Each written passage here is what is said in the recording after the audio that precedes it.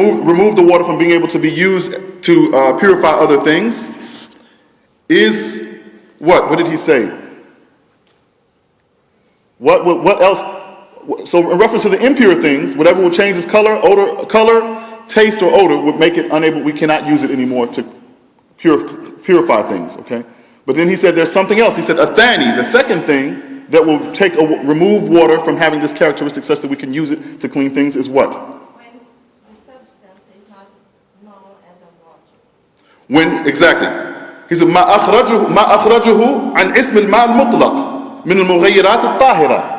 He said from those things that will remove the name of water from what we're using, meaning that we add something to it that will change the characteristics of the water, and the thing is a pure thing. It's not something that's of the impurities, but it makes the water such that customarily we no longer consider it water. It's no longer called water. And then in that sense, it cannot be used as something to clean other things. Okay. Moving on. So we're alhamdulillah, they got us set up pretty quickly here. That's alhamdulillah, that's good. So we can get ready to start from today's discussion. But okay, so then he talked about an-najasat. What are the najasat? An-najasat. Who can name some of the najasat? Let's just review right now. We're going to get to our discussion. But what are the impure things that Al-Imaam Ash-Shawkaanee mentioned? Feces. Feces of what? What about humans? Human feces is pure? No, human feces, ghayat. Ghayat is not pure. It's najis, okay?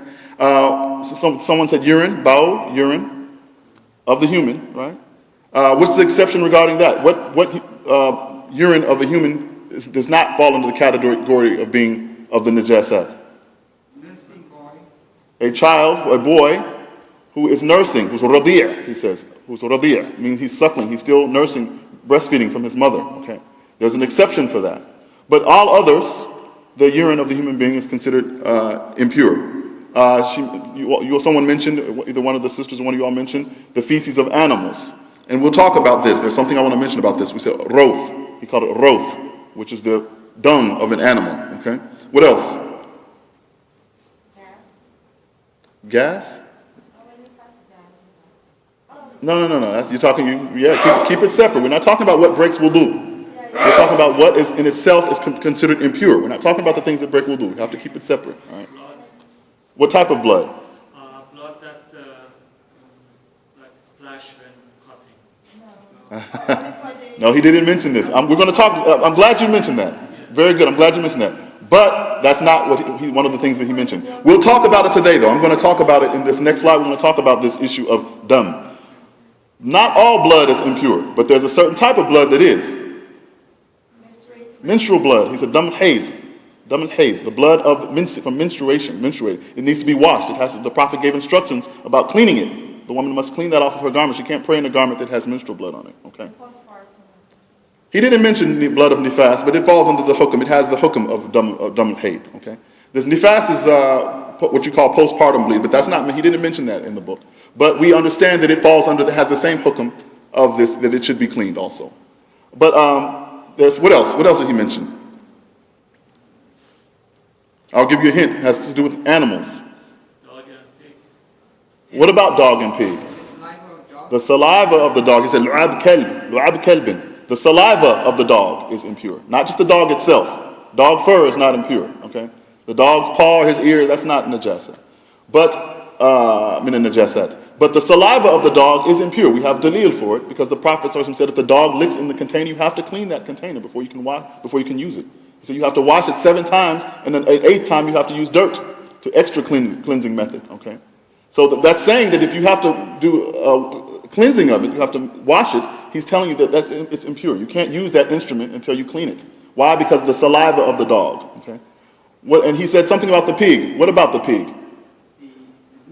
He said, lahma khanzir. The meat of the pig is impure. The meat of the pig is impure. Okay, and he said, وَفِيمَا عَدَى ذَلِكَ خِلَافٌ. And regarding things other than that we have not mentioned, there's a difference of opinion about. The scholars didn't agree about those things. And we talked about some of those things last week. So let's go on. A follow-up point about impurities that I wanted to mention here. Regarding Al-Imaam Ash-Shawkaanee's statement regarding a roth, which is the animal excrement that is of the impurities, he said, notice here, he said, وَفِيمَا عَدَى ذَلِكَ خِلَافٌ. Regarding everything other than what we've mentioned, there's khilaf, there's difference. The scholars didn't agree about it. Okay. However, regarding this thing, the roth of the animal, there is difference about it. Okay. The scholars have differed about this, as Sheikh Muhammad Subhi Hassan Hallaq mentioned in his notes to Ad-Durar ul-Bahiyyah, the explanation of Ad-Durar ul-Bahiyyah. He said the Hanabila, the Hanbali madhab, the people who follow the madhab of Imam Ahmad ibn Hanbal, and the followers of the Maliki madhab, the Malikiyyah, the followers of Al-Imam Malik ibn Anas, and the Hadawis, which is Al-Hadawiyah, okay, which is the Hadawiyah, they are a branch of the Zaydis, Zaydiyah, okay. And he said, and others besides them, they consider that a roth, the waste of animals that are lawful to eat, the hayawanat, the animals that are halal, bil-akal, that are lawful to eat, these madahib, they say that those animals' feces and urine is pure, is tahir, okay?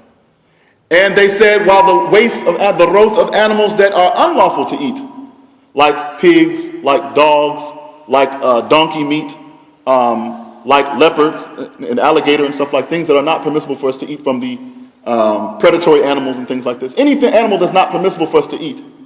They say the roth of these animals is min al-najasat, is from the impurities. Okay? So there is a difference about it. Okay? Some of the scholars, they said that, particularly the al-Hanabila, wal-Malikiyyah, wal-Hadawiyah, wa ghayruhum min al-Fuqaha, from the scholars of Fiqh of the A'immah, min al-A'immah to Salaf, they said that there's a distinction. Not all animal excrement is impure. It depends. If the animal is permissible to eat, then the excrement of those animals is not min al-najasat. If the animal is not permissible for it to eat, then it falls into the rule of najasat, the impurities. In discussing in the footnotes about this, let me go on. So of those who hold the view that Al-Imaam Ash-Shawkaaneeh is mentioning, that a roth, the excrement of animals, is impure min al-najasat, ala itlaqihi, absolutely, without any distinction, are the Shafi'iyyah, the followers of Al-Imaam Muhammad ibn Idris al-Shafi'i. So the Shafi'i madhab, okay? And Al-Ahnaf, yani Al-Hanafiyyah, the followers of the Hanafi madhab, of Al-Imam Abu Nu'man ibn Thabit Abu Hanifa, okay? The followers of those madhabs, and Imam Ash-Shawkaaneeh apparently agrees with him, because in the Matan he puts that it's of the impurities, and there's no difference about it, but there is actually a difference about it. But those scholars held that, those madahib, they held the position that the waste, the roth, the excrement of the animal is impure, regardless of whether the animal is something that we can eat or not. You all understand the point that I'm making here? So I want you to go away with that, just to understand. Even though he did say, وَفِيمَا عَدَى ذَلِكَ خِلَافٌ, and regarding whatever else is besides what we mentioned, there's a difference of opinion. But regarding this thing he said about a roth, when I thought about it, I said, I remember there was some of the scholars said that you can eat, not that you can eat, excuse me, that the waste of like sheep, for example, is not impure. And so when I look back in the sharh, this is discussed. The point about what's the evidence? What's the evidence? The evidence for those who say of the Hanabila and the Malikiyyah and the Hadawiyah that it's the excrement of the animals that we are allowed to eat is pure. They use the hadith of the Prophet ﷺ, where the Prophet ﷺ encouraged praying in the pens of the sheep. He said, pray in the pens, the place where the sheep are kept. He said, for verily there is barakah in it. Meaning the barakah in the sheep. The sheep are a blessing. Okay. So the scholars, they did, looking into that narration, they said, okay, if the Prophet ﷺ is saying to pray in the places where the sheep are kept, then sheep will, urine and defecate in the place where they're kept. They're not going to go to an outhouse. They're going to pee and defecate right there where they're kept in the pen, And if the Prophet is saying pray there, then that implies that he would not tell us to pray somewhere where there's najasat. Okay, it's not permissible to pray we mentioned before, it's not permissible to pray in a place where there's impurities, without removing those impurities, okay? Or to pray with impurities on your clothing, or to pray with the najasat, the impurities on your body. This has to be removed before your salah salat will be considered valid. Before your salat will be considered sahiha, valid, okay, acceptable. All right. So for the Prophet ﷺ giving that command, also he mentioned a narration where he said that before the Prophet had his masjid built, Masjid al-Nabawi, in Medina, when he came to Medina, he said he would pray in the pens of the sheep. There's a narration that Imam Ash-Shawkaanee brings in the footnotes about this. I mean, that's not Imam Ash-Shawkaanee, that Muhammad Subhi Hassan Hallaq, Sheikh Muhammad Subhi Hassan Hallaq mentioned in his notes to Imam Ash-Shawkaanee's Ad-Durar ul-Bahiyyah. He brought this narration that the Prophet himself would pray in the pen of the sheep before his masjid was built, a Masjid al-Nabawi in Medina. Okay. So from this, those scholars said this is the reason why they say, okay, well, it must be pure. Okay. Also, another reason they give, and this may be a shocker to some of you all, but there's a hadith in the Sahih al-Bukhari about some people who came to Medina, and they came to accept Islam. They were from a tribe, Bedouin tribe. They came to accept Islam. Okay, they accepted Islam, but after being in Medina for a number of days, they all became ill. They came down with fever and sickness, really bad sickness. Okay, and so the Prophet directed them to go out to this. There was a boy who was a herder of camels. He kept the camels outside on the outskirts of town. He said, go to him and have him take some of the camel urine and mix it with milk, put it in the camel's milk and mix it and give that. The Prophet said, give that to them as a drink, and that will be a shifa, a cure for them. It will help them recover from this illness. Okay, so they went to where the boy was, and the boy prepared this remedy for them, this ilaj, this remedy for them, and they took it and they became better. They were cured. They became better from the fever went away and they were healed. They were cured. And upon becoming well, they killed the boy. They murdered the little boy, and they ran off with the camels. This hadith is in Sahih al-Bukhari. Okay. So the hadith goes on, and the Prophet had told the Sahaba to go after them and so forth, and the hadith goes on. But what did the scholars get from this? Okay, يستدلون بهذا الحديث. They take as a dalil from this hadith that the Prophet أمرهم بشرب بول الإبل. The Prophet commanded them to drink the urine of the camel mixed with halib milk. Is that is not min al-najasat. It's not from those things that are impure. If it was from the impurities, the Prophet would not have commanded them to drink it. The Prophet would not have told them to drink something that was min al-najasat. Okay? And so the scholars say this is another proof that we can eat the lahm al-ibl, the meat of the camel. So this is an evidence for them saying that, see, this is also an example of an animal that we can eat, that its excrement is not considered something that is impure. You see how they're the istidlal, the wajh al-istidlal, we say their angle of proving this. And this is for the Hanabila, the Hanbalis, al-Malikiyyah, and the people of the Maliki madhab, and the Hadawiyya min al-Zaydiyya, the Hadawis from the Zaydi madhab, Fiqh madhab, they held this view. And Sheikh Muhammad Subhi Hassan Hallaq, he says this is al-qawl al-rajih. It is the most correct opinion. It is probably the most correct opinion, that there's a distinction. Okay, but just know there's a difference of opinion about that. Okay, there's a difference of opinion about it. Yes. What happened to the people? They were captured, and the Prophet, what they did to the boy, they gouged out his eyes, and they cut off his arms and legs. Okay? So the Prophet had them brought, when they were captured, when the Sahaba he sent after them caught up to them, he had the same thing done to them. He said, gouge their eyes with a hot branding iron, and cut off their limbs like they did to that boy. Okay? And this was a retribution for what they did to that little boy. Okay? So, we like to think of the Prophet ﷺ, he was the nicest man, he was the most gentle man, he was the most merciful of creation to all of the creation. This is true. All of that is true. This is a part of our iman in the Messenger of Allah ﷺ. But he was harsh when situations dictated harshness. If there was something that dictated a shiddah, harshness, he would retaliate with harshness. Okay. But in general, the basic way of the Prophet ﷺ was ar-rifq, wal-leen, wal-rahmah, gentleness, softness, kindness, and mercy to people. He was merciful. But because they didn't show mercy to that boy, the Prophet retaliated against them, following the text of the al-ayn bil-ayn, eye for an eye. They did that to that boy. This is what is just for this should be done to them. After that boy saved their lives, helped them. They were in dire need of his help. They were very sick. And then he also mentioned that Al-Madinah is like, Al-Madinah expels the filth from it. He said Al-Madinah, the reason they got sick like this is Medina rejected. The city of Medina rejected them. He said Medina expels the bad people from it. And so so this is a summary of what happened regarding that situation. Nah. As far as like drinking the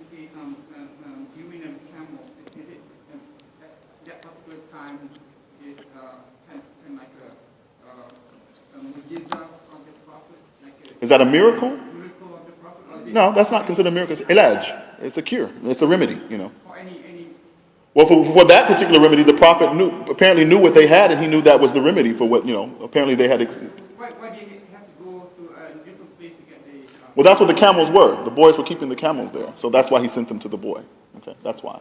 But it was considered just a remedy. The Prophet, we know about At-Tibb al-Nabawi, prophetic medicine. If you read Ibn al-Qayyim al-Jawziyah, he talks about, At-Tibb al-Nabawi, prophetic medicine, and things that the Prophet came from the Prophet about that were cures for different ailments. Okay, and this is from At-Tibb al-Nabawi, from prophetic medicine. Treating remedies with, the things that the Prophet knew about illnesses, that he would give them some direction about how to cure this thing or that thing. Okay, and so this is what it's from that door, from that bab.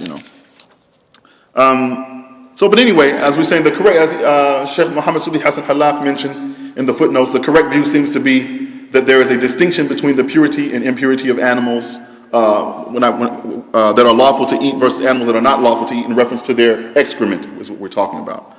In other words, he's saying the view of the Hanabila, wal Malikiyya, wal Hadawiyya is the correct view. Those madhabs, he's saying seems to be the more correct view. But know that there's ikhtilaf about it. There's a difference of opinion about it. Okay, it's not a consensus of the Muslim scholars about that. Regarding vomit, al-Qayb we say, the correct view, he says, is that it is pure, because there's no authentic hadith to prove that al-Qayb, vomit, is impure, that it has to be washed off. There's no authentic hadith to support that. Okay, and remember, he mentioned in that bab, in that section, he said, whatever there's not an evidence to prove that it's impure, then the basic principle regarding all things is that they are clean, that they are pure. Until there's an evidence from the Sharee'ah, meaning from the Quran and the Sunnah, to show us that this thing is impure ritually. Okay, we may not like some things. Like I said, human beings may be averse to some things, like, ooh, that's gross, But that doesn't mean religiously that this thing is impure, such that it will prevent you from prayer and performing religious acts. You understand? So, because he said there's no evidence about al-Qayb, the vomit, being something that has to be washed off, that it's ritually min al-najasat, from the impurities, then the correct view that it is impure. We talked about khamr last week, alcohol, that it is also impure, that the impurity of alcohol, the khamr, is, he said, ma'nawi. He said, najasatuhu ma'nawiyya. Its impurity is in the meaning, figuratively, not literally that it is impure. Okay? It's figuratively that it's impure, but not that it is something that is literally that if you get it on you, you must wash it off, or you cannot pray or perform ritual acts. Okay? And also, blood, as the brother mentioned, blood from wounds, he said, is also pure. Blood that comes from wounds, like if you get cut, like in battle. And he said the evidence is, from Al-Hasan al-Basri, he mentioned that the Muslims have always, from the time of the Sahaba, they would pray while bleeding from their wounds from battle and jihad. And there was no order to wash those wounds off. They would make their salat during the times of jihad, and they would be bleeding from their wounds. And there was nothing from the Prophet saying that you have to take those clothes off or change your garments or wash those clothing. So this is a proof and evidence that the scholars use, and that's why he's saying it, that blood that comes from wounds is not impure, because there's no dalil, no evidence to say it's impure. No. So based on this, the cooking wine is supposed to be like pure one. It's not. Which one now? cooking wine? Cooking wine. It's not halal to eat it. We're not talking about whether it's halal to consume it or not. Sharb al-khamr haram. Absolutely. Bidun shak. Bil-ijma' al-muslimin wa bil-kitab wa sunnah. From the Quran and the Sunnah, it's clear that alcohol is absolutely forbidden to consume it. But what we're saying here is that if it gets on you, it's not min al-najasat, it's not of the impurities in itself. But yes, haram to use it, to eat it, to consume it. If it's going to go in your body, no. Absolutely not. Forbidden. Okay. So that's, you see how you have to keep all of these things, if you keep them in order of the categories, what breaks wudu, what things can we eat or not, halal and haram regarding eating, and then what's pure and impure regarding it as a substance in itself. All of these things are categorized. Nothing is left, no rock has been left unturned. The Sharee'ah has guidance regarding these things, okay? All right. So we're moving now to what we're going to be discussing today, which is the fifth section, which is Bab al-Wudhoo, the section regarding Al-Wudhoo, okay? And so he says, Al-Imaam Ash-Shawkaanee, he says, يَجِبُ عَلَى كُلِّ مُكَلِّفٍ أَنْ يُسَمِّيَ إِذَا ذَكَرَ. He says, obligatory upon every mukallaf to mention the name of Allah, meaning say Bismillah, when starting the wudu, if he or she remembers. Okay? So, what is it? I want to talk to you all about this particular thing. At-Takleef. What he's talking about here, At-Takleef. He says, يَجِبُ عَلَى كُلِّ مُكَلِّفٍ. What is a mukallaf? Mukallaf. Okay? Mukallaf, Takleef means someone who has been made responsible. Now we're saying this Mukallaf, the person who's Mukallaf, this person they've been made responsible. There's a duty on them. They've been made responsible for fulfilling acts, religious acts, okay? So, in talking about this, what are the conditions for this Takleef? That is that the person must be aqil, they must be sane, okay? Someone who is insane, who has we'll say, a mental disability. They don't have all of their mental faculties and capacity. They don't have the full mental capacity. They have some type of mental illness or whatever we say in Arabic, marad nafsi, some mental illness, okay? They're not responsible for, salat and saum and things like this. They're not responsible for fulfilling religious acts. Allah does not burden them with that. They're not considered sinners if they don't pray and so forth like that. Why? Because they don't have their full thinking. Their mind is not all the way there. They don't understand things. They're not aqil. We say aqil. The opposite of it is majnoon. You all heard of majnoon? Al-Junoon, they say someone's majnoon, that means he's crazy. But literally, it comes from the word, it's the same word we get the word jinn, Means like he's technically possessed, but now when we're talking about, you talk to someone who has an mental illness like this, doesn't mean that he has a demonic possession, but they don't have their full mental capacity. They're not aqil, okay? They're not totally there, all right? So that's one condition for being a mukallaf, someone who's responsible for religious obligations. Another is that the person has to be baligh. The person has to be of the age of maturity. We say puberty, okay? So what are the conditions for al-Buloogh? We say Buloogh, puberty. Do you all know what makes someone in puberty? Have you all heard of discussions about this? How do we separate the boys from the men and the girls from the women in reference to who has to pray and who doesn't have to pray? Who has to wear hijab, who doesn't have to wear hijab? Who has to make wudu, who doesn't have to make wudu? Who has to fast when Ramadan comes and who doesn't have to fast? Based upon age. How do we distinguish that, or, level of maturity? 9 years, how many years for girls? 9 years? Yeah, 15 years for boys. 15 years? Is there a dalil? You have a proof for it? Higher than You just heard, okay. All right, that's okay. I just want to know, okay. Anyone else have anything? When we learn this, like for the woman, they have to have menstruation. Menstruation? And then for the men, I think they have dreams about opposite sex or something. Wet dreams? Nocturnal emission, yeah. Mm-hmm. Yeah. So I think there are other conditions as well, but I forgot. I forgot to plug in. I'm sorry, I forgot to plug in the computer. You can keep talking though. I'm still listening. Definitely, there are other conditions. It's not just menstruation and nocturnal emission, but yes, those are of them. Anybody can think of anything else? What would make a boy or a girl become considered a man or a woman?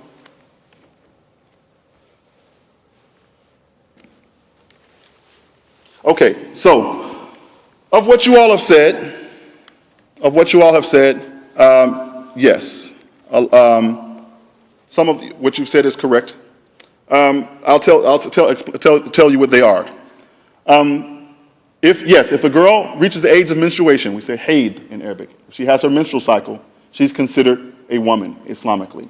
Okay, she's supposed to fulfill all the obligations that are due upon her mother and the other Muslim ladies, women, adults. Okay, I know she may be young, she may be 9, she may be whatever, 10, 11. You may think, oh, that's my baby girl. But once she has her menstrual cycle, Islamically, according to the law of Islam, in reference to what's a duty upon her, what she's responsible for, she's responsible for the religious acts that grown women are responsible for. Okay.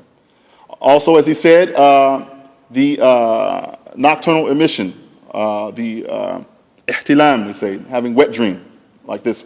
Okay, that also would make a boy or a girl be considered of the age of puberty. They're considered mature. Okay. Also, of those things that would make them mature is pubic hair. The hair on the private part, pubic hair growing in the private areas. Okay, this would make them be considered an adult. Okay, this would make them be considered mature. Okay. Also, if none of that happens, if they reach the age of 15, if nothing of that happens and they reach the age of 15, as he said, then this is considered, whether it's a boy or a girl, this is considered an adult. The evidence for this is that Abdullah ibn Umar radiallahu anhuma, may Allah be pleased with him and his father. Abdullah, he wanted to participate in a battle. The Muslims were having a battle against the disbelievers. And so the Prophet ﷺ was, I don't want to say drafting, but encouraging, of course, whoever can fight, whoever, come and, sign up, get prepared, So Abdullah, he came and he wanted to fight with the Muslims. Okay? And so the Prophet saw him in the group with the other men, and the Prophet asked him how old he was. And he said, I was 14 years old. And the Prophet said, go back, you're too young. So the Prophet didn't let him fight that year. The next year, another battle came, and Abdullah came to present himself to be with the troops to fight with the mujahideen, with the Muslims against the Muslim soldiers against the disbelievers. Okay? And that year, he said, the next year the Prophet allowed me. I fought, and I was 15 years old. So from that, the scholars took that, okay, so the 15 that the Prophet, distinguished between when he was 14 to when he was 15, that now, okay, you're a man, you can fight, when he was 15 years old, okay? So, they say if none of the other signs are there, there's no growth of pubic hair, there's no menstrual cycle, there's no, what was the other thing, nocturnal emission, sexual wet dream, and if these things don't start, then if the person reaches 15 years of age, and if none of that has happened, they're automatically considered an adult, okay? All right. And then the last condition, so that we're talking about conditions of Takleef, which makes the person responsible. The next thing is that the person must be a Muslim, al-Islam. So we have, the person must be Aqeel, Baligh, Muslim, okay? Sane, okay? Mature, adult, Muslim. Why do we say Muslim? Because nothing of the laws of the Sharee'ah are obligatory upon a non-Muslim, okay, except for that they accept Islam. Nothing is wajib upon a non-Muslim. We don't say something is obligatory from the Sharee'ah of Islam upon a non-Muslim, except for that they take the Shahada, believe in Allah, to leave shirk and worship Allah alone, accept Islamic Tawheed, monotheism, to worship Allah alone and not worship false deities, okay. La ilaha illallah, Muhammad Rasulullah, this is what's obligatory upon the non-Muslim, okay. Making salat? No, we don't, command the non-Muslims to make salat. That's not from their religion. Fasting Ramadan? No, that's not obligatory upon a non-Muslim. What's obligatory upon them is to say La ilaha illallah Muhammad Rasulullah and believe in what it means and understand it. That's what's asked of them, not the 5 prayers and getting up for tahajjud and fasting Ramadan and paying zakat or whatever. No, that's not upon the non-Muslim. So we say the Muslim who is sane and an adult is the Mukallaf, is the responsible person. So any Mukallaf, sane, Muslim, adult, male or female, okay? It's incumbent upon them. He said yajibu, which comes from the word wajib, means it's obligatory, okay? From those terminologies. Remember we mentioned the terminologies? We said wajib, mustahab, remember these things?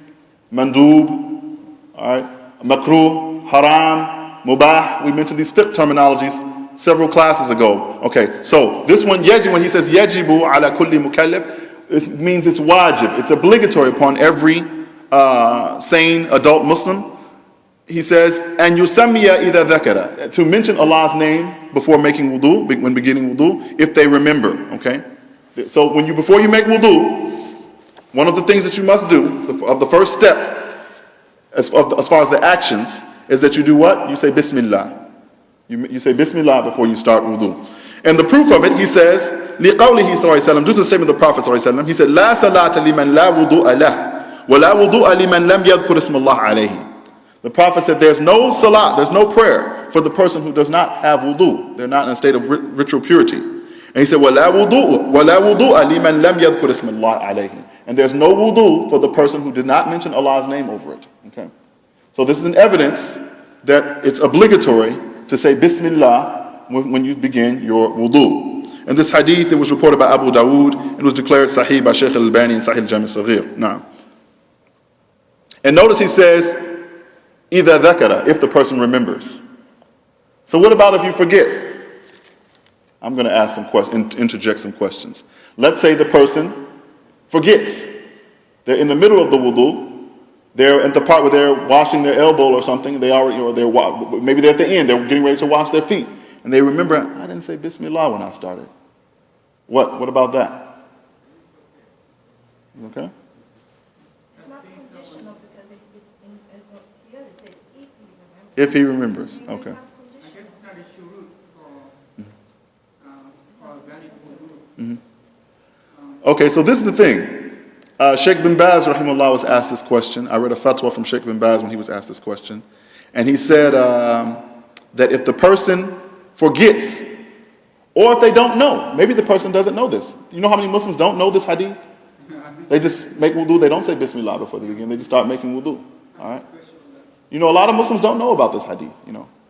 I mean, that's what I found, you know, just from my experience. A lot of Muslims, when I've told a lot of people this, they said they never heard that before. There's a weak hadith as well, but it's in general that if you don't say Bismillah, your action is not accepted. I think it's a weak hadith. If you don't say Bismillah before any action, you're saying? Or any action. Okay, yeah, I don't have any knowledge of that hadith. Yeah, so, but this hadith is sufficient though. This one is sufficient. We don't need that hadith.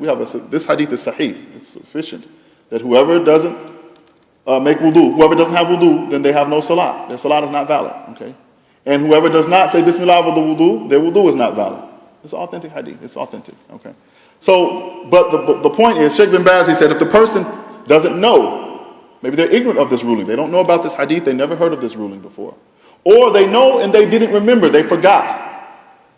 He said, Allah, we say in the Quran, رَبَّنَا لَا تُؤَاخِذْنَا إِن نَسِينَا أَوْ أَخْطَأْنَا. Our Lord, do not take us to account if we accidentally err or if we forget. The Prophet ﷺ said in the hadith in Sahih Bukhari about this ayah, he said, indeed Allah has answered this dua for the believers. Meaning like anything we do accidentally or if we do it absent-mindedly, we forgot to do something we're supposed to do, it's not considered, we're not held accountable for that. Okay. So Sheikh bin Baz said that person is not sinful. They don't have to repeat the wudu. Their wudu is valid like that. But he said if they know about the ruling, and he said, and they remember to do it, and they don't do it, they intentionally don't do it for whatever reason, which would seem insane for somebody to do that. But he said, then their wudu is not valid. Then this hadith applies to them. You know. But he said the person forgot. Now I heard another sheikh when I was in Egypt. He said, actually, when I was in Cairo, when he was asked this question, he said that inshallah the person just says Bismillah wherever they are. Let's say if they're at the park, they're washing their arm, like I said, or they're wiping their head and they remember. He said they just say Bismillah at that point and keep going. You know. And Allah knows best. Allah knows best. Okay. No. Oh yes, a question now. So at home, you know, the bathrooms, Mm-hmm. like the room in the bathroom. Mm-hmm. Will you be saying Bismillah when No. We No. mentioned that's No. class where it's actually, you know, considered as a hammam. Right. Mm-hmm. Well, this is the thing. In reference to Sheikh Muqbil bin Hadi al-Wadi'i, in his book of Fatawa, it's called Ijabatu Sa'il ala Aham al-Masaa'il, excuse me, the answering the question regarding the most important questions. He said, he was asked about this, about saying the name of Allah in the places where we use the restroom, like this. And also, he said, even like the carrying something that has the name of Allah written in it, like a book of dhikr or a little pocket Quran or something into the bathroom like this. So what Sheikh Muqbil said, he said that the Prophet ﷺ, he said it was sufficient for us is the hadith of Aisha, where she said the Prophet ﷺ would mention Allah's name upon every in every condition, in every situation. Okay. And so this is an authentic hadith where Aisha said the Messenger of Allah would mention Allah, he would remember Allah upon all situations, in every hal, in every situation, meaning pure and not pure. Okay. There is a narration where someone gave salam to the Prophet ﷺ and he didn't respond, and he slapped his hand on the wall and made tayammum and responded, okay, and said, I did not like to mention Allah without being upon purity, okay. But in general, though, the Prophet ﷺ would always mention Allah, whether he, that was, we say this, that's from Bab al-Istihbab. The reason the Prophet did that on that occasion was out of it's better to be in a state of purity when you mention Allah. But not that it's obligatory, because as Aisha said, the Prophet would mention Allah in all situations, whether he was in purity or not, So from this, Sheikh Muqbil held the view that even though the scholars say that it's disliked or it's something that's disdained to mention Allah's name in the place where you're using the restroom, and we even mentioned this last week. We talked about this last week when discussing in the book. But this is talking about, as far as kalam, speech, while in the restroom, this is talking about while you're actually using the restroom, when you're actually on the toilet, okay? You don't want to be reciting Quran while you're on the toilet, having a conversation with someone while you're passing urine.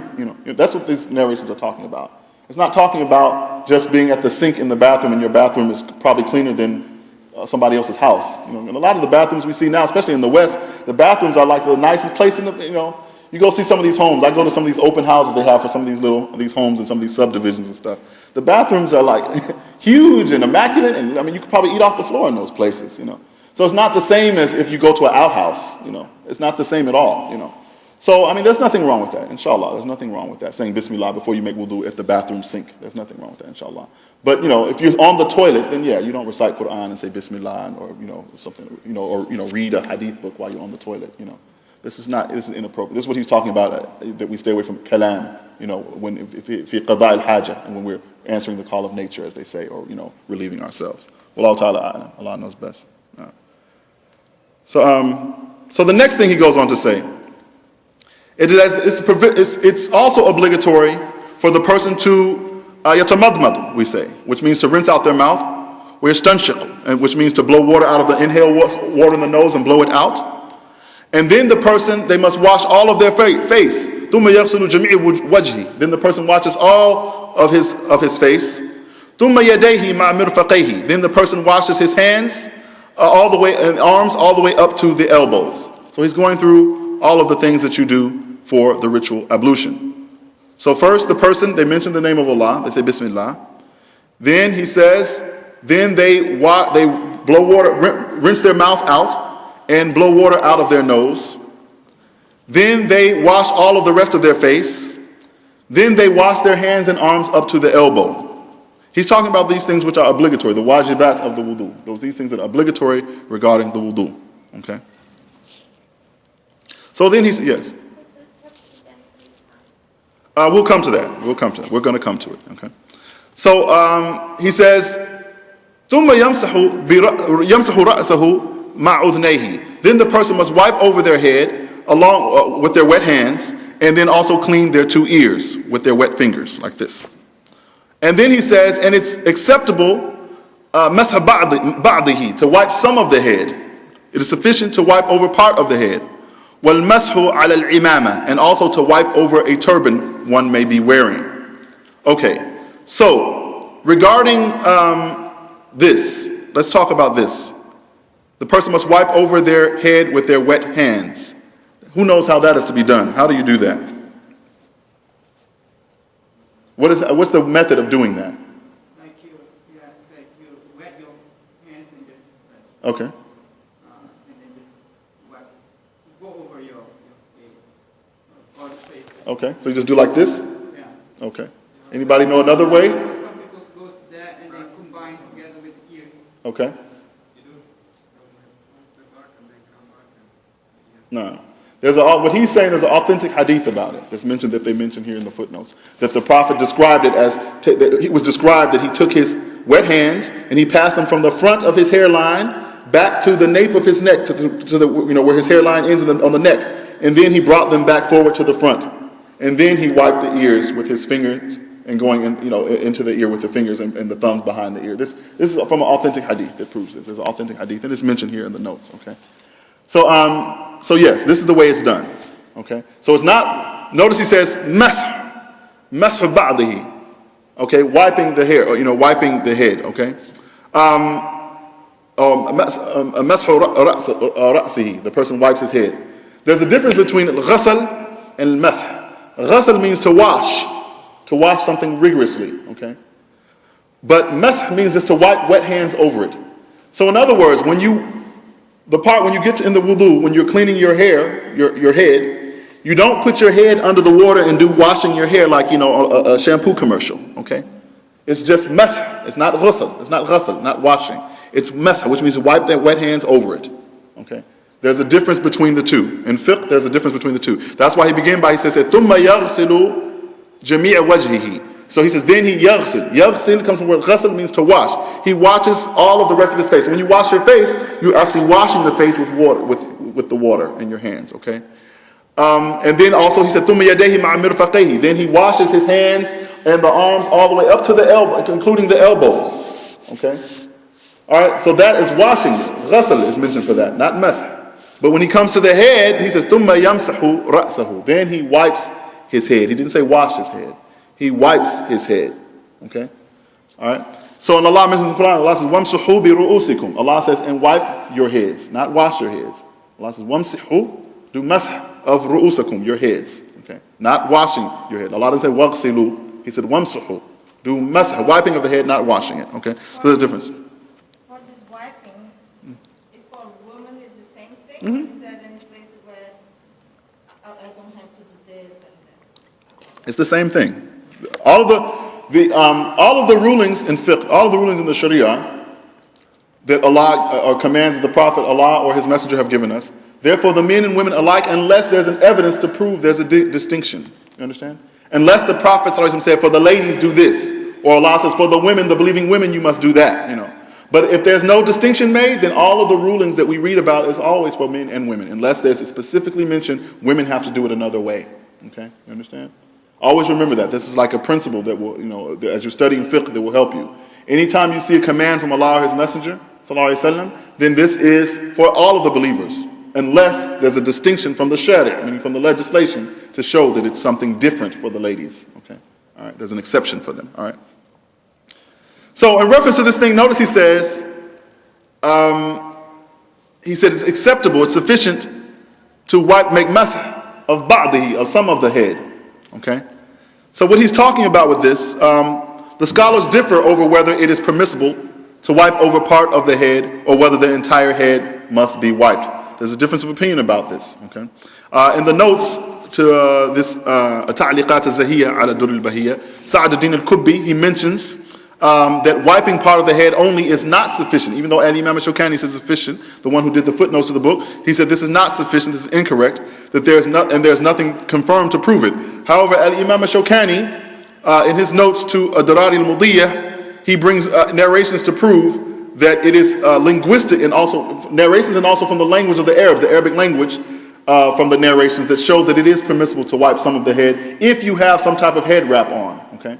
So he brings narrations, Al-Imam Ash-Shawkaanee in his footnotes to Ad-Durar al-Bahiyyah, his explaining Ad-Durar ul-Bahiyyah, he brings narrations showing that hadith, when I say narration, I'm talking about hadiths, showing that the Prophet ﷺ would sometimes, if he had some type of head covering wrapped on his head or something like this, he would just wipe the front of his hair like this, and wipe over the rest of the head covering, and he would not take it off and wipe his whole head.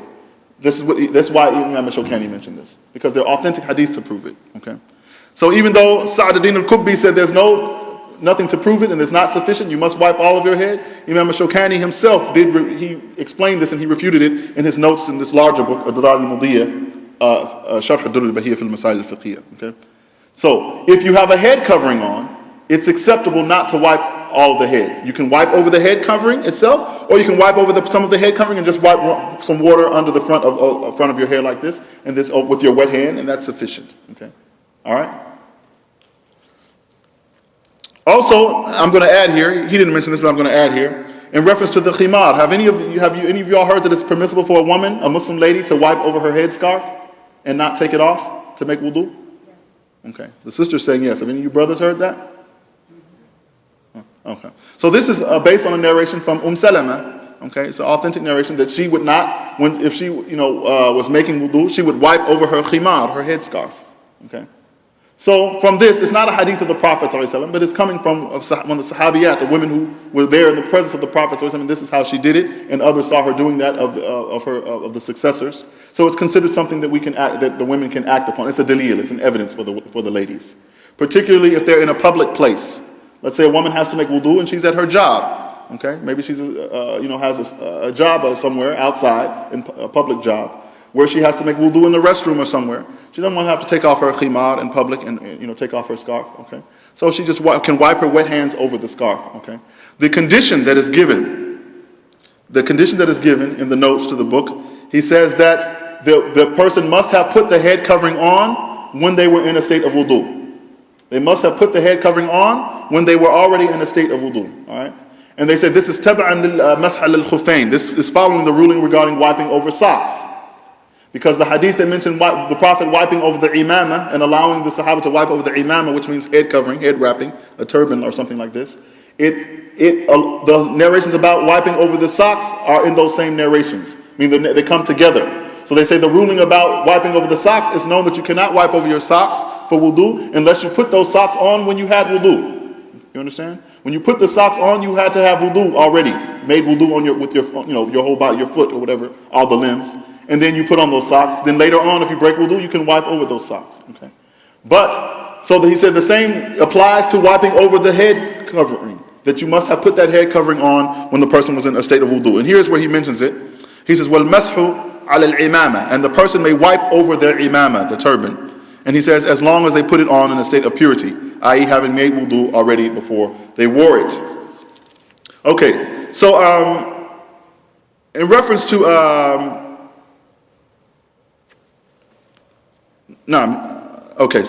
so we're moving on. He says, ثُمَّ يَغْسِلُ رِجْلَيْهِ مَعَ الْكَعْبَيْنِ, then the person washes his 2 feet, including the 2 ankles of each foot. Okay, so you must wash the ankles as well. Al-Ka'bayn, he said, the Ka'bayn are the 2 bones on the side of the foot, which we call ankle bones. They must also be washed when you're washing your feet. Okay, and he says, وَلَهُ الْمَسْحُ عَلَى الْخُفَيْنِ, and the person may wipe over their 2 socks. وَلَهُ الْمَسْحُ عَلَى الْخُفَيْنِ, the person may wipe over their 2 socks. وَلَا يَكُونُ وُضُوءًا شَرْعِيًّا إِلَّا بِالنِّيَّةِ لِإِسْتِبَاحَةِ الصَّلَاةِ. He said, and the wudu does not become accepted legislatively unless the person has the intentions before starting of making prayer permissible. Okay, meaning for the ritual acts. Okay, so in other words, a niyyah. The Prophet said, إِنَّمَا الْأَعْمَالُ بِالنِّيَّاتِ. Actions are only according to what you intended when you did those actions. وَإِنَّمَا لِكُلِّ امْرِئٍ مَا نَوَى, and the person will only get what they intended. So for every ritual act of Islam that we do, that you must have the intention must be there that you're doing this. What you're doing, you know. In other words, for example, if I just get wet in the swimming pool or in the rain, I can say, "Oh, guess what? My arms and hair and everything got wet. I have wudu. All right, you know." No, you have to have had the niyyah, the intention, before you, when you got wet, when you were getting wet, you had to have the intention that I'm doing a ritual act to prepare that's going to allow me to perform the rites of Islam, the ritual acts of worship of Islam. Okay, you understand? So the person must have the intention, okay? So if a person's limbs are washed and they didn't have intention for wudu, then that's not considered wudu. Even though they may be clean physically, it's not ritual purity. They have to have the niyyah, the intention, all right? It has to be all prayers or salah specifically or... No, the Prophet said, إِنَّمَا الْأَعْمَالُ بِالنِّيَّاتِ. Verily, all actions are according to intentions. He said, a'mal, plural of amal, not just for salah. For wudu. Oh, I see what you're saying. He's talking about this because we're preparing for prayer. You know, so this is the reason he's under the assumption that you're doing this wudu so you can pray.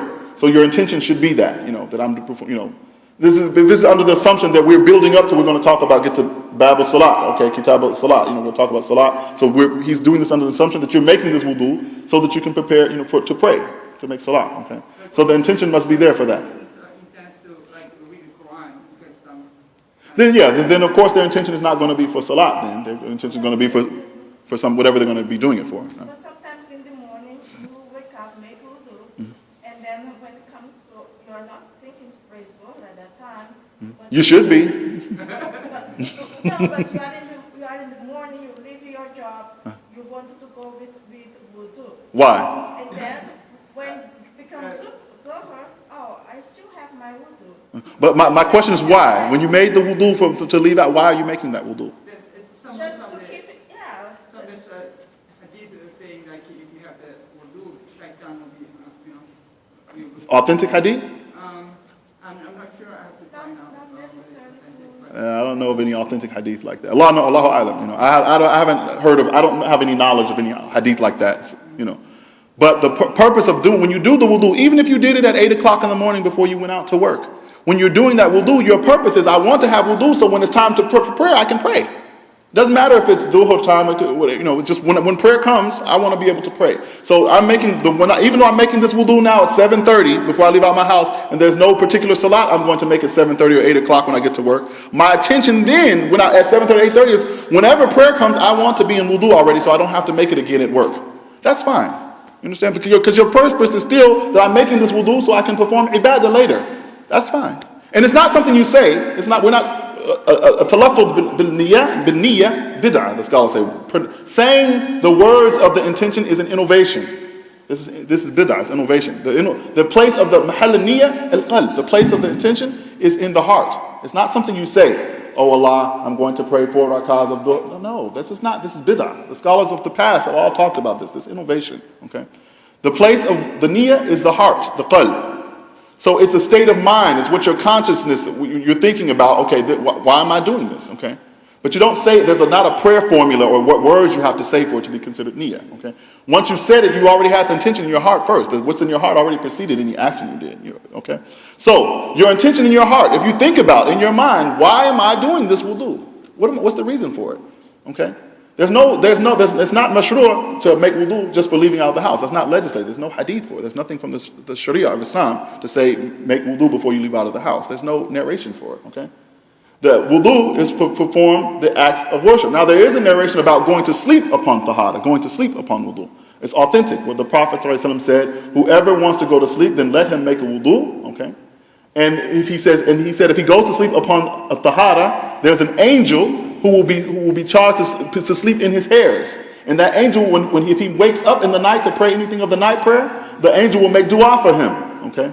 Oh Allah, your servant went to sleep upon purity, and he woke up to, so he can make the prayer, etc. Okay, but Shaykh Al-Albani graded this hadith authentic. Okay, so the point is there's a narration for it about going to sleep upon wudu. But just in general, I'm going to make wudu so that I can be in wudu when I leave out of the house. There's no narration for that specifically as an act of worship. But in your mind or in your heart, if you want to think of your state of consciousness, your thought should be, the reason why am I making this wudu? What reason do I have this legislated from Islam? Okay? And the reason is so that I can perform some act of worship, whether it's Quran or whether later on I want to, make salat. That's fine. There's no problem. How about the one that you mentioned about that the Prophet didn't want to say alaykum as-salam and he did tayammum, but with no purpose. Say it again now.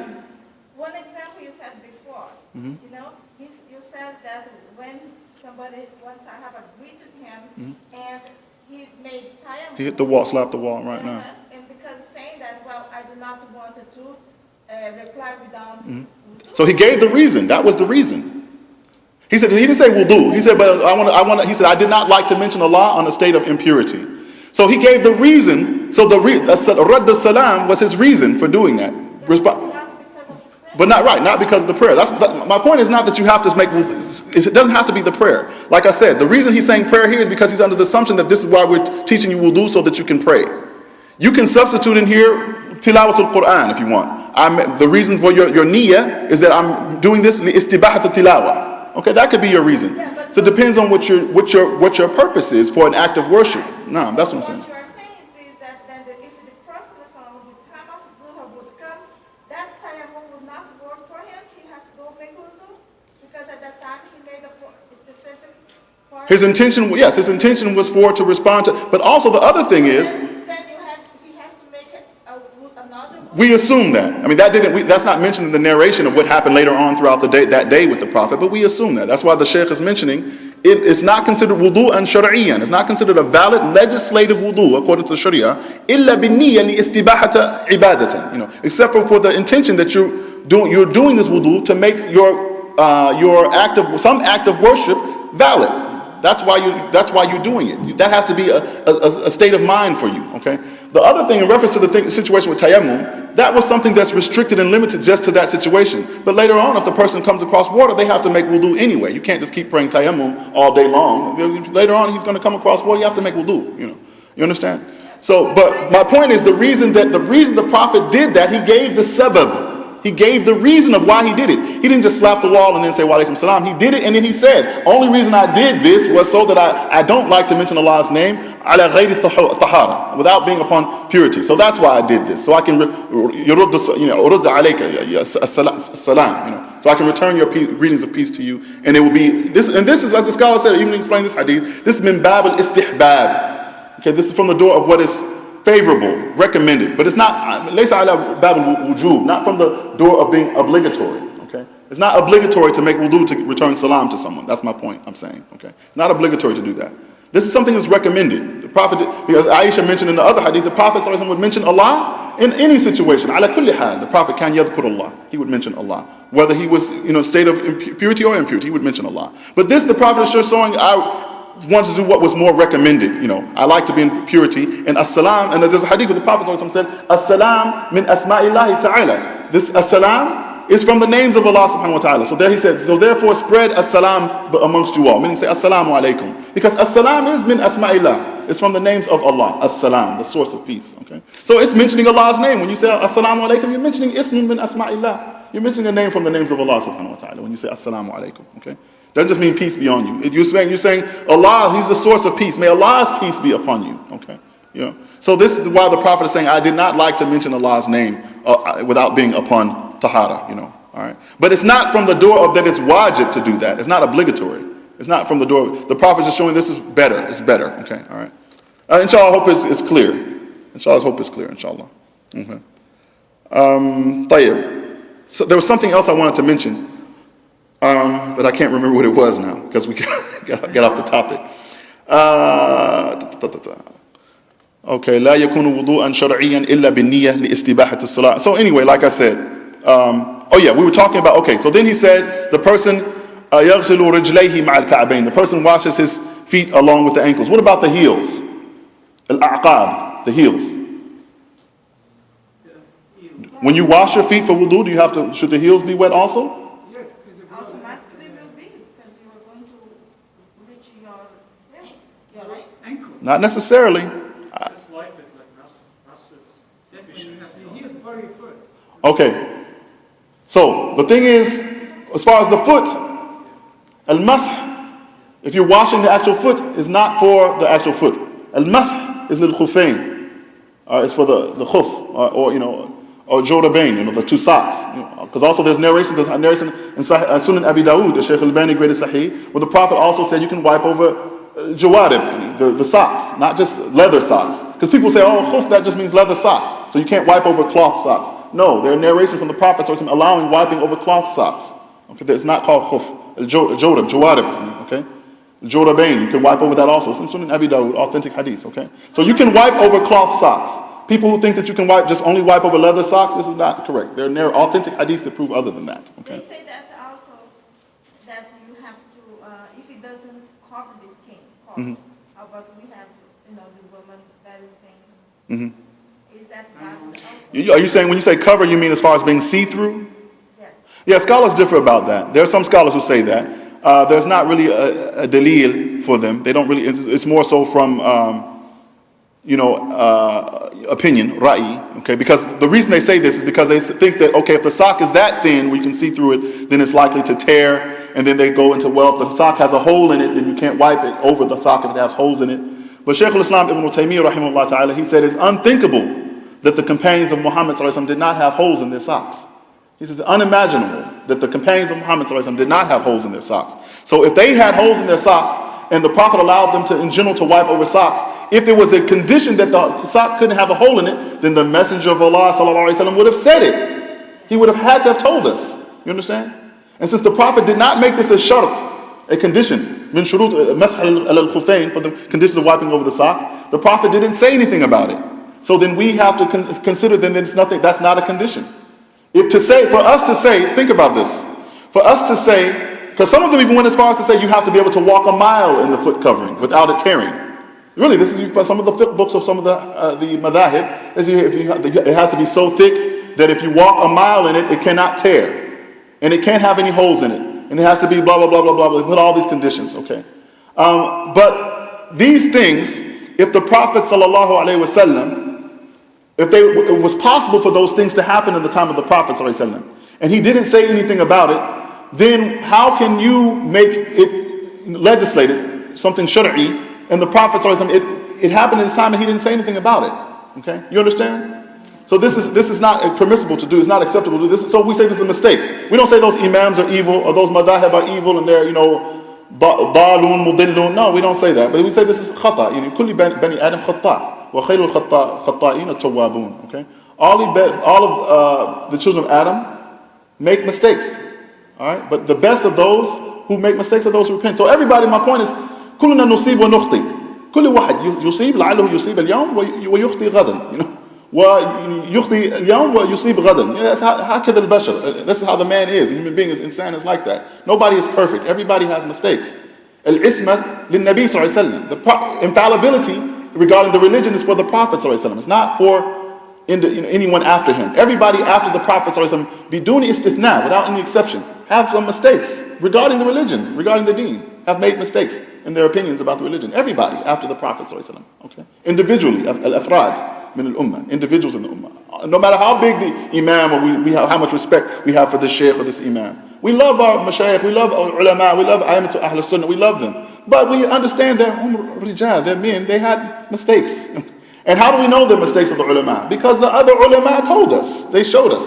The other scholars said, refuted, here's our evidence that this is wrong from him. Okay, we love him, and he's of our scholars, but this point is wrong. Because here's Allah said, the Prophet said, and the Sahaba did. You understand? So this is how we know that there are mistakes. Okay. But the point is, this, regarding going back to the socks, that the Prophet didn't say anything about whether a hole or not a hole. He didn't say anything about the thickness or how thick it can be or how thick it couldn't be or whatever. So what their scholars do, like Shaykh al-Uthaymeen, rahimahullah, he has a book, Hukm Masah al-Khuffayn, the ruling about wiping over the socks. Shaykh al-Uthaymeen, he said, we go off of what, since there's nothing specific in the Sharee'ah about the khuf and the jawarib and these things, he said we go off of what does it mean linguistically. He said, now, linguistically it means just a foot covering. That which covers what's considered the foot. And we look at what is the qadam, what is the foot. So we look into Lisan al-Arab and these books, what was the classical and the Fusha, the classical language, in the time of the Prophet, how did they use this word, what did it mean? And that's what it is. So it includes all of the foot, including the ankle and the heel. And also the narration from the Prophet regarding the heel, it's not true that just because you wash your foot that automatically the heel will get wet. There's an authentic hadith where the Prophet saw one of the Sahaba, some of the Sahaba, they were washing their feet after wudu, and he saw there were dry spots on their ankle, on the heel. Okay? I mean, it's not the ankle, the heel. And he said, woe unto the heel, the aqab, min an-nar, from the fire. In other words, make sure, woe unto your heels from the hellfire. Meaning make sure you wash all of it, including your heel. Don't leave it dry on the heel. Okay? So this is our evidence, this is our dalil, that the heel also must be washed. Al-ka'bayn, the ankle bones, the heel also, and the rest of the foot must be washed. Okay?